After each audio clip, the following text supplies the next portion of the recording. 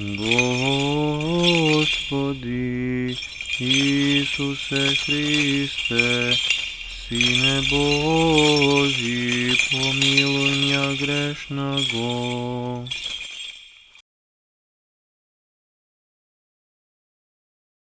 I Sina i Svetijog Duha. Возлюбени во Христа Бога, братя и сестри, Денеска Светата Црква го празнува еден од најтажните денови во незината свештена историја. Маченичката смрт на најголемиот меѓу мажите од мајка роди. Јован, пророк, претеча и крстител Христов. Нашиот народ до тој степен се соживува со значењето на овој празник, што покрај солзите што ги пролева на денешен ден за маченичката смрт на светиот Јован, пророк, претеча и крстител, се откажува од употреба на храна што ја носи бојата на крвта човечка, какви што се црвените паклиџани, лубеницата, карпузот и слични на нив овоштија или зеленчуци. Никаде во Уставот на Светата Црква Божја не е запишано такво барање. Но нашиот народ доброволно се откажува од сето тоа. И ги станува збор за локално предание, кое што не е во колизија со универзалното предание на Светата Црква Божја. Светата православна црква го благословува, го поддржува. Со тоа што денеска е благословено на трпеса да се изнесе храна подготвена на масло. Бидејќи е недела, а во саботите и во неделите нема строг пост. Не постои недела во литургиската година кога се пости строго, а само една од саботите е така. Тоа е велика сабота. Ни во една друга сабота не се пости на вода. Да знаете, тоа е златно правило на Светата Црква Божја. Да не доаѓаме во опасност да постиме на своја рака, кој како што сака, кому како ќе му текне, мислејќи дека Богу угодно дело прави со тоа што се изопштува од Светата Црква, не почитувајќи ги низините свети правила и канони.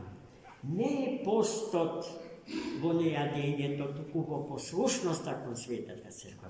Тоа мораме еднаш за секојаш да го научи. Зошто денеска е толку тажен ден, рековме, а како тоа се случи? Во домот на царот Ирод. Антипа, пошто имаше необична почит спрема Свети Јован Крстител, неговата мудрост, чистота, девственост, праведност, мудрост го привлекува. Светиот евангелист Марко, чие евангелско четиво го читавме денеска, кажува дека тој Ирод Антипа знаел да седи со Свети Јован, да разговара и да ужива духовно, се разбира, во разговор со него, бидејќи мудростите што излегувале од устата на најсветиот меѓу мажите биле како bistra vodička srede pustinja. Za njegovio carski, no prilično nemoralen i opustošen vnatrešen živi.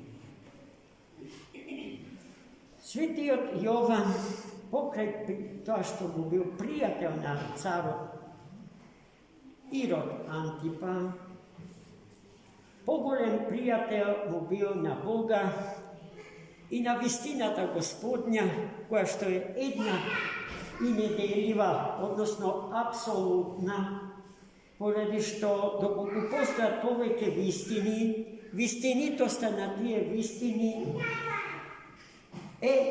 možna dok priveduva kon jedinstvenata i nedeljiva vistina Gospodnja. Sveti Jovan Krstitelj bil nepodkupen branitelj na vistinata Gospodnja. Podgotven so svoj život, da go plati nezinoto svedočenje. I taka i bi, videjki carok Irod živeo nemoralno, stapil v brak s Irodijada, ženata na njegovi brat Filip,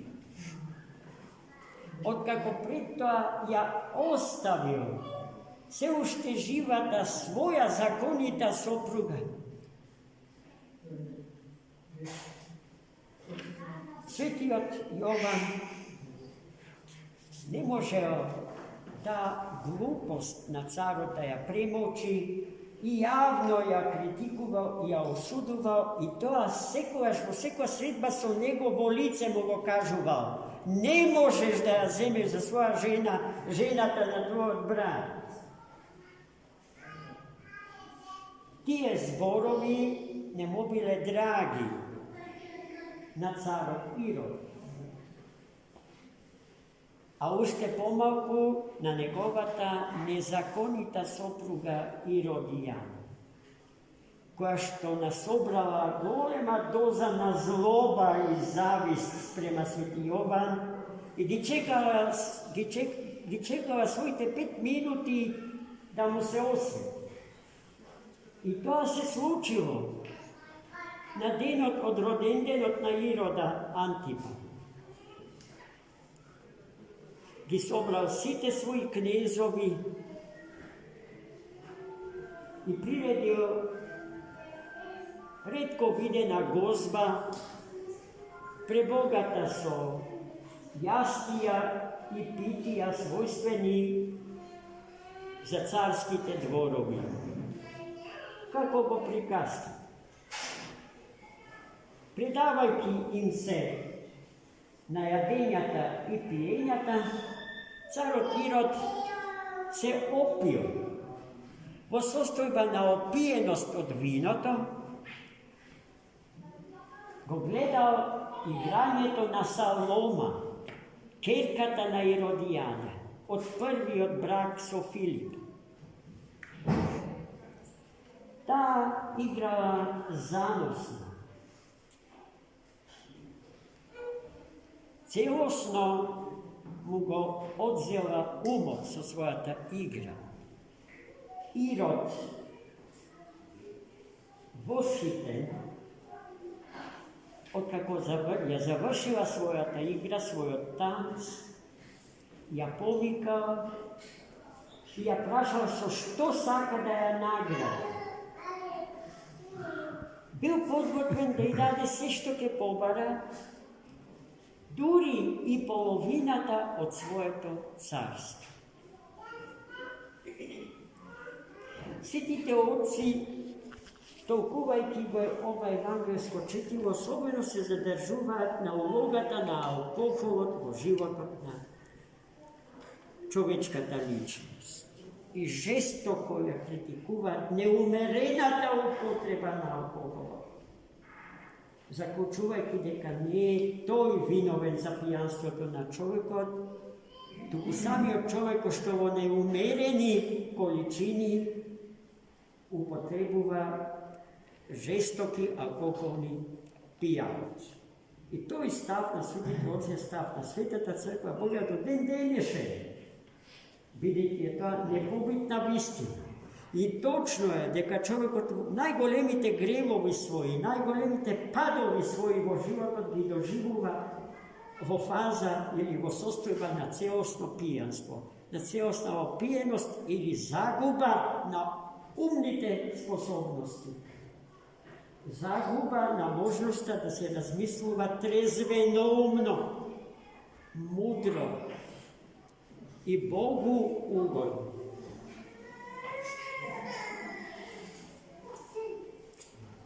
Салома не му одговорила на царот веднаш, туку најпрво отишла да се советува со својата мајка Иродијада. И еве ги нејзините 5 минути. Таа од својата ќерка побарала да ја побара главата на светиот Јован, пророк, претеча и крстител Господ. Кога го чул царот Ирод барањето на Салома, се штрецна, си ја сватил грешката што ја направи. Но гордоста на функцијата, што произлегува од функцијата што ја извршува, не му дава да се смири пред Господа и да ја признае својата грешка, туку отишол до крај, така што испратил крвник во затворската келија, каде што пред тоа го беше притворил светиот Јован Крстител, за да му ја отсече главата и потем отсечената глава на блюдо во табла ставена да ја даде на Салома, а Салома на мајката своја Иродијада. После ова злосторство Ирод немал мир. Совеста го гризел. Секој ден живеел со сеќавање на убиството на најсаканиот, најчистиот и најсветиот човек меѓу луѓето од мајка родени после Богородица мајка.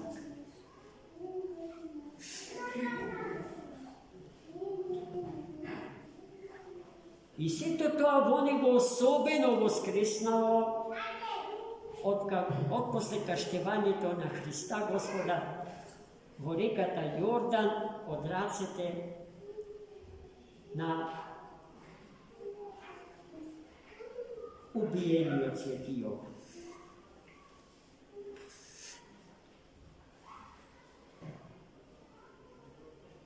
Се расчуло дека Христос твори големи чудеса, покажува невидена духовна и секаква друга сила.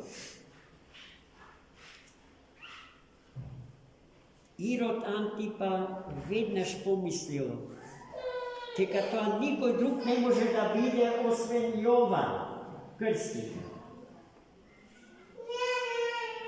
Тоа што народот наш го нарекува мувата на капата.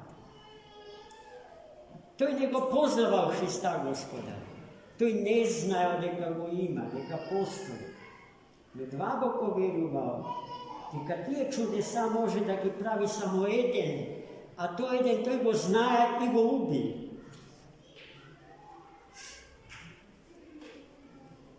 Веднаш потоа се случи голема војна. Соседниот цар Арета, таткото на жената што Ирод Антипа ја остави, ја започна таа војна со Ирод. И во таа војна Ирод доживеа тотален пораз. А семејството му се беше разбегало и раселено во западните предели од Европа. во Галија, денешна Франција и во Шпанија. Во Шпанија Салома и нејзината мајка Иродијада ги затекна праведна смрт. Во зимно време, оставени од сите, прогонети од сите, понижувани од сите, преминувајќи ја реката Сула, насред реката таа замрзнала и дебелите кори на мразот им ги отсече главите на Иродијада и Сула. Правдата Господња се исполни и никој не може да ја побегне. Никој. Таков човек на светов нема. Нека се задумаат добро сите што раководат со своите држави и кои што сакаат или се полакомиле и по нешто повеќе од својата држава, како раководат со своите држави и народ. Обично тие тоа го прават користејќи го метод на Ирода Антипа. Ликвидирајќи секаква можна конкуренција. Се што е поумно од нив, се што е по-добро, по-квалитетно, по-напредно, прогресивно во есхатолошка смисла на збор. Го доживуваат како конкуренција и знаоѓаат безбројни начини, односно методи за нивна ликвидација.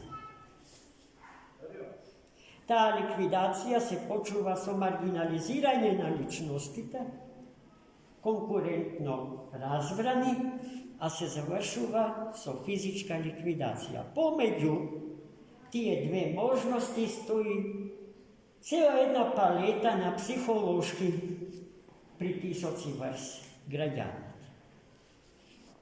И сето тоа се случува. И нам не се случува.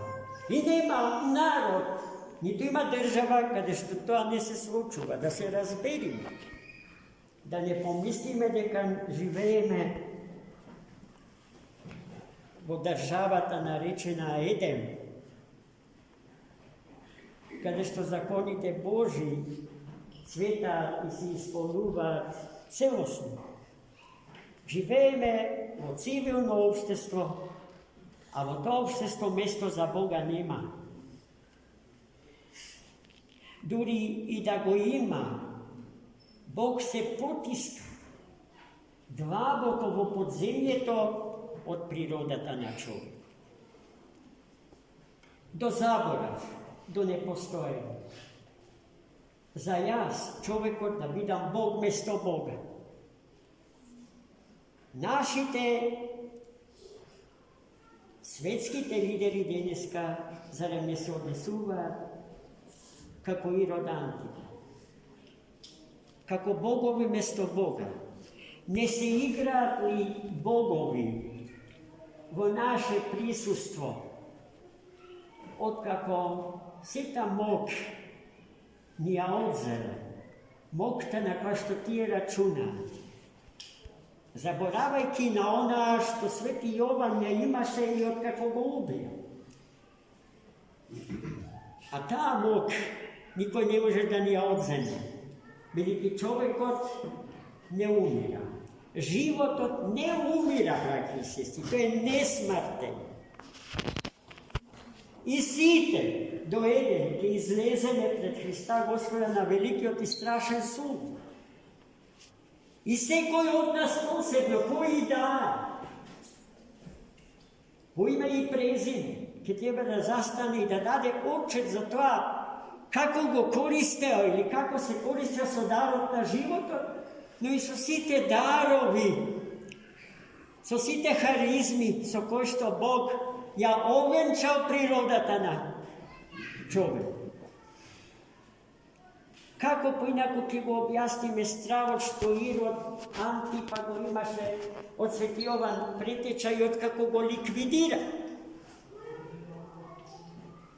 Zašto to беше živ i живееше во неговата совест, во неговото срце. Денеска се смислуваат безбројни начини да се убие гласот на совест. А гласот на совеста е гласот на Бога во човек. Па да внимаваме, браќи и сестри, да не се изедначиме со крвниците. Жртвата не може да биде заменита со крвник. А тоа се случува ако посака да биде изедначен со него. Илијадници маченици во светот, праведници, убиени од рацете на крвниците, се изедначуваат со крвниците. И националните истории на народите се менуваат во таа смисла. Се со една мисла да се смири немирната совест на крвникот. А тоа, браќи и сестри, никогаш не може да се случи. Никогаш. Затоа да се трудиме да застанеме на страната од деде славениот Свети Јован, претеча, пророк и крстител Христов.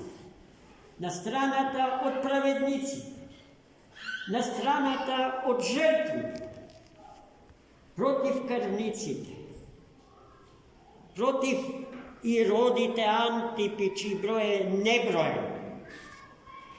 Но да тргнеме од нашата собствена земја, од нашето собствено двориште и да постапуваме како христијани, да принесуваме Богу молитви горешки и силни за покаяние на крвниците доколку се живи и доколку е можно Бог да им го прости гревот на сите гревови, убиството, на чисти животи од Бога создадени и дарени, доколку е исто така тоа можно. Зашто ние нема да им судиме, нив ќе им суди Господ. А наше е, како христијани, во Царството Небеско да влеземе и со нив, ако Бог најде сила да им прости. И не само Господ, туку и жртвите. А жртвите сум сигурен дека тоа ќе го направат зарад Бога. Дека ќе им го простат гревот на крвници. Така, браќи и сестри, да се воспитаме себе си и децата наши да ги воспитаме. За љубовта, слободата, доброто, правдата Господња да се разцветаат на планетава Земја, а народите да дигнат глава, да застанат простом пред Господа и да му пеат пофални песни. Амин. За